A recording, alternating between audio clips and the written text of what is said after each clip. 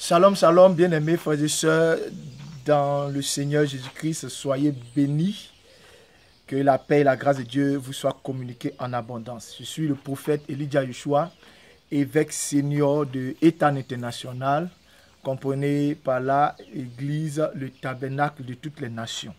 Voilà, avec les succursales que nous avons, qui sont appelées la maison de prière pour tous les peuples.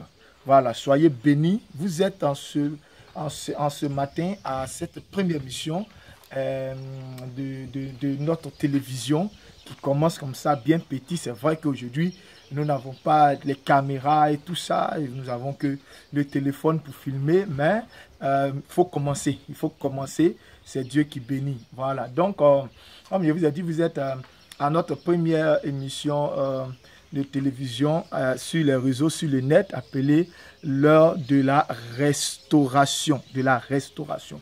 Voilà, parce que l'homme ne vivra pas seulement de pain, mais de la parole qui sort de la bouche de son Dieu. Voilà, et soyez bénis en ce matin. Voilà, le sujet sur lequel je voudrais vous entretenir est un sujet important. C'est un sujet d'actualité, vraiment d'actualité, parce que ça frise un peu les choses de la fin, des temps, les choses de la fin de cet âge. Voilà, et Jésus-Christ revient bientôt. Vous n'ignorez pas qu'en ce moment, le monde entier est vraiment éprouvé, les nations sont éprouvées par ce mal nommé coronavirus ou Covid-19 qui est en train de faire des ravages dans les nations, qui est en train de tuer et autres. Et c'est un peu sur cela que je voudrais vous exhorter. Et le thème de mon message, c'est le jugement de Dieu contre l'Égypte. Le jugement de Dieu contre l'Égypte. Voilà, soyez bénis. On va commencer avec Exode, le chapitre 12, le verset 12, qui dit ici: cette nuit-là, je passerai dans le pays d'Égypte et je frapperai tous les premiers-nés du pays d'Égypte, depuis les hommes jusqu'aux animaux, et j'exercerai des jugements contre tous les dieux de l'Égypte. Je suis l'Éternel. Alléluia. Voilà, donc, bien-aimés frères et sœurs dans le Seigneur, comme je l'ai dit, chers amis, chers internautes, vous qui nous suivez à cette émission, je voulais, comme je l'ai dit, le thème de notre message, c'est le jugement de Dieu contre l'Égypte. Vous voyez, Dieu dit dans ce passage que nous venons de prendre, non, pas plus haut, parce que le texte est long et nous avons un temps. Bref, il faut parler de beaucoup de choses en même temps. Mais le Seigneur dit que voilà, cette nuit, je passerai sur l'Égypte et je frapperai tous les premiers-nés. Je passerai en Égypte et je frapperai tous les premiers-nés, depuis le bétail jusqu'aux hommes. Je frapperai et je jugerai tous les dieux de l'Égypte. Tous les dieux de l'Égypte. Vous voyez? Et quand nous lisons, vous voyez que dans ce même chapitre, le Seigneur donnait des détails. Il y avait, le peuple d'Israël devait immoler un animal, un agneau sans défaut. Vous voyez qu'il devait être mangé à la hâte avec les reins sains. Voilà, comme s'ils étaient prêts pour partir, parce qu'effectivement, c'était le moment de la délivrance. Le peuple de Dieu devait partir de l'Égypte en Canaan. Vous voyez? Et Dieu leur a donné ces consignes. Ils devaient prendre le sang de l'animal pour le mettre sur les linteaux, sur les bords des portes. Et quand l'ange de la mort qui frappe allait passer, le Seigneur épargnerait toutes les maisons, toutes les familles qui ont la marque du sang de l'agneau pascal sur leurs portes. Vous voyez? Voilà. Mais regardez dans le texte ici, vous verrez que pendant que l'ange de la mort passait, tout le monde était dans la maison. Tout le monde. Les Égyptiens, c'était à l'heure où tout le monde dormait, au milieu de la nuit, ok? Donc les Égyptiens, les enfants d'Israël, tout le monde était dans la maison, était couché, était dans la maison. Alléluia. Et regardez aujourd'hui le coronavirus. Tout le monde est dans la maison.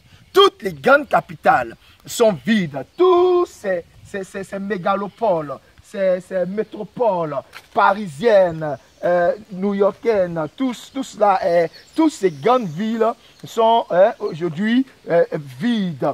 Les gens sont confinés, les gens sont chez eux, comme le Seigneur pouvait le dire au peuple d'Israël. Tout le monde, cette nuit-là, au moment où tout le monde est chez lui, l'ange de la mort allait passer. Vous voyez, il y a la mort dans les rues, il y a la mort dans les rues, il y a la mort dans nos capitales, il y a la mort, vous voyez, il y a la mort, c'est horrible, ça fait peur quand vous regardez un peu les médias, vous voyez, en pleine journée, en plein midi, les rues sont vides, les gens sont chez eux, tout ça, vraiment, vous voyez qu'il y a quelque chose de bizarre, c'est spirituel, mais la mort est dehors, et tout le monde est chez lui, alléluia, vous voyez, mais qu'est-ce que le Seigneur a dit? Il dit, cette nuit-là, il passera et il frappera tous les premiers-nés, vous voyez, de l'Égypte, il jugera. Donc, actuellement, avec le coronavirus, le Covid-19, il y a un jugement de Dieu sur la terre, un jugement de Dieu concernant l'humanité à cause de ce que l'homme s'est écarté de Dieu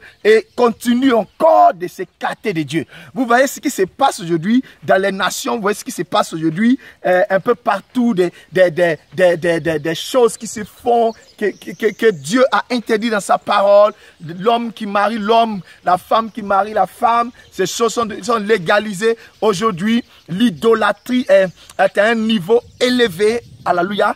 Et je dis, où sont passés vos dieux? Où sont passés vos idoles? Ceux qui autrefois vous faisaient crier, vous faisaient chanter et danser, où ils sont? Tout le monde en confinement. Parce que l'ange de la mort est dans les rues. Dieu passe en Égypte. L'ange, Dieu envoie l'ange de la mort qui passe en Égypte, vous voyez, pour frapper, vous voyez, et tout est arrêté. Les stades sont vides aujourd'hui. Où sont vos idoles qui vous faisaient plaisir, qui vous donnaient la joie, que vous acclamiez, que vous célébriez dans les stades de football? Où sont vos idoles de basket? Où sont vos stars, vos artistes? Les salles de concert qui étaient remplies aujourd'hui sont toutes vides. Les restaurants sont tous vides. Avec les plus grands mets que vous pouviez manger auparavant, que vous pouviez déguster auparavant. Les chefs étoilés qui vous faisaient des grands mets que vous célébriez. Où sont tout ça? Les anniversaires, les mariages, tout est arrêté. Vous voyez, Dieu est en train de faire quoi? Dieu est en train de juger l'humanité. Il dit, je vais juger, je frapperai tous les premiers-nés et je jugerai tous les dieux de l'Égypte. Alléluia. Dieu de l'Égypte. Vous voyez, c'est faux Dieu. Quand vous voyez dans des stades le monde qui chante, c'est de l'idolâtrie. Les gens sont adorés. Des stars sont adorées. Elles sont vénérées. Vous voyez, et aujourd'hui, les nations s'éloignent de Dieu. Ils ne veulent même pas entendre parler de Jésus-Christ. Vous voyez, l'homme s'est écarté de son Créateur. Et vous voyez, Dieu a envoyé l'ange de la mort avec un nouveau surnom du nom de coronavirus, du nom de Covid-19. Pour faire quoi? Pour frapper les nations. Vous voyez, il a dit quoi? Je frapperai les premiers-nés. Et qui sont ceux-là qui sont les plus touchés aujourd'hui? Les personnes âgées. Vous voyez, ce sont les aînés qui sont frappés en ce moment. Les personnes âgées. Vous voyez, j'ai vu quelque part dans un article de presse quelque part que ce sont les personnes âgées qui sont les plus vulnérables, qui meurent le plus. Les enfants en sont un peu épargnés, les jeunes en sont un peu épargnés, ils résistent. Alléluia. Donc Dieu est en train de frapper qui? Les aînés. Dieu est en train de frapper les premiers-nés de l'Égypte, les premiers-nés de ce monde, parce que c'était eux qui étaient chargés de transmettre l'éducation, de transmettre les bons conseils à leurs enfants, à la jeunesse. Alléluia. Et le Seigneur est en train de frapper. Ce qui se passe aujourd'hui est un signe de la colère de Dieu, est un signe de la colère de Dieu. Alléluia. Et regardez ce qui est dit ici, toujours en Exode, le chapitre 12, verset 22. Il dit ici, vous prendrez ensuite un bouquet d'hysope, vous le tremperez dans le sang qui sera dans le bassin, et vous toucherez le linteau et les deux poteaux de la porte avec le sang qui sera dans le bassin. Nul de vous ne sortira de sa maison jusqu'au matin. Nul de vous ne sortira de sa maison jusqu'au matin. Dieu l'a dit au peuple d'Israël.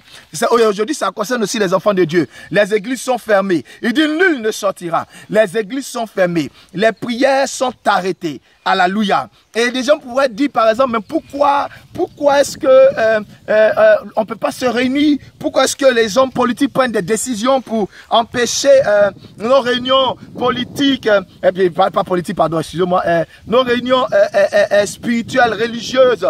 Pourquoi? Vous voyez? Mais regardez dans le texte ici, il dit, Dieu dit au peuple d'Israël, il dit, personne d'entre vous ne sortira. Vous tous serez dans vos maisons. Donc, être confiné, ça ne concerne pas seulement que ceux qui ne connaissent pas Jésus, ça concerne tout le monde. Tout le monde. Les Égyptiens et ceux qui sont sauvés, qui sont en Égypte, les enfants de Dieu, les enfants d'Israël, le peuple de Dieu, les croyants, les chrétiens, ça concerne tout cela. Vous voyez, il dit quoi? Vous prenez quoi? Le sang de l'agneau et vous le mettez sur les portes. C'est le sang de l'agneau qui a délivré. C'est le sang de l'agneau qui a libéré le peuple d'Israël de l'Égypte. Et cet agneau-là, c'est Jésus-Christ. Et Jean-Baptiste a dit, voici l'agneau de Dieu qui ôte le péché du monde, qui ôte le péché de l'humanité. Voici l'agneau de Dieu qui ôte le péché de l'humanité. Jésus-Christ est l'agneau de Dieu. Jésus-Christ est l'agneau qui a été donné pour que nous soyons sauvés. C'est pour ça que je l'ai dit et c'est la vérité. Tous les véritables enfants de Dieu ne seront pas atteints du coronavirus. Je vous le dis. Parce que le coronavirus, c'est un jugement. C'est un jugement contre l'Égypte. C'est un jugement de Dieu contre le monde. Mais les enfants de Dieu, nous qui craignons son nom, nous n'avons pas à nous inquiéter pour tout cela. Alléluia. Nous n'avons pas à nous inquiéter pour tout cela. Parce que Dieu nous aime, il nous a aimés, et parce que le sang de Jésus est versé, Dieu n'est plus en colère contre ses enfants, Dieu n'est plus en colère contre nous, ses rachetés.